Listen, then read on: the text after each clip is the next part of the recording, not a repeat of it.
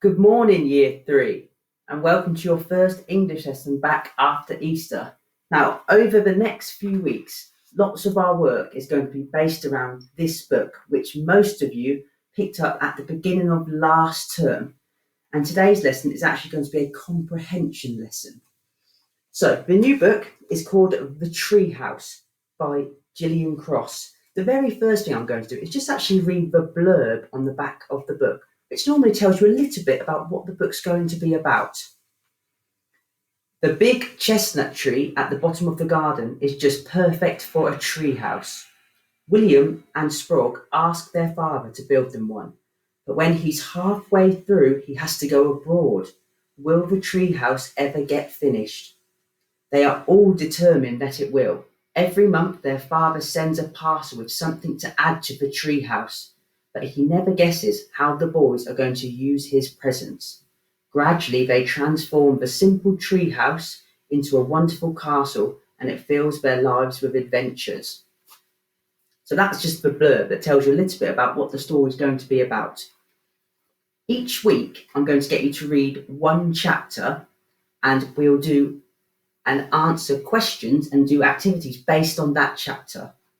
So today I'm going to get everybody just to read chapter 1, just the first chapter.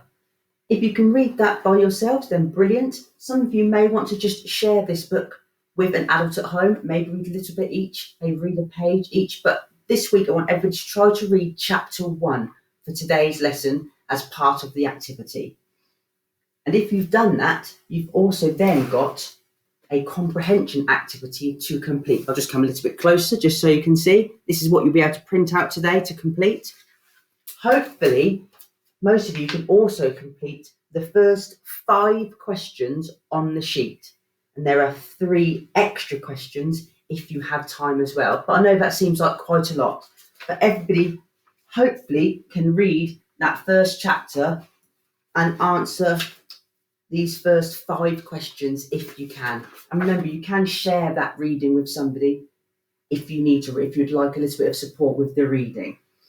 We'll just have a look. Actually, before I do that, I'm going to read the first page. I'm just going to read the first page. So, chapter 1, The Chestnut Tree. Sprague was 4 and William was 7. And their new house had only just been built. But the tree at the bottom of the garden was 100 years old. It was the biggest tree Sprague had ever seen. The day they moved into the house, he went down the garden and stood underneath the big, spreading branches, staring up and up. William followed Sprague down the garden, but he didn't waste any time staring. As soon as he saw the tree, he yelled. Just going to read that first page, and it's your job then to read the rest of chapter 1 up to page 10. So the first 10 pages. We will just, though, together have a look at the first question. So the first question says, how old was the tree in the garden? And remember, like we said last term, I really want us to try to make sure we're answering questions as a full sentence. And lots of the answer, especially the beginning of your answer, will be in the question. How to start your answer, lots of those words will be in the question. How old was the tree in the garden? So, and if you remember, if you listen carefully, I'll read that first opening again. Sprague was 4 and William was 7, and their new house had only just been built.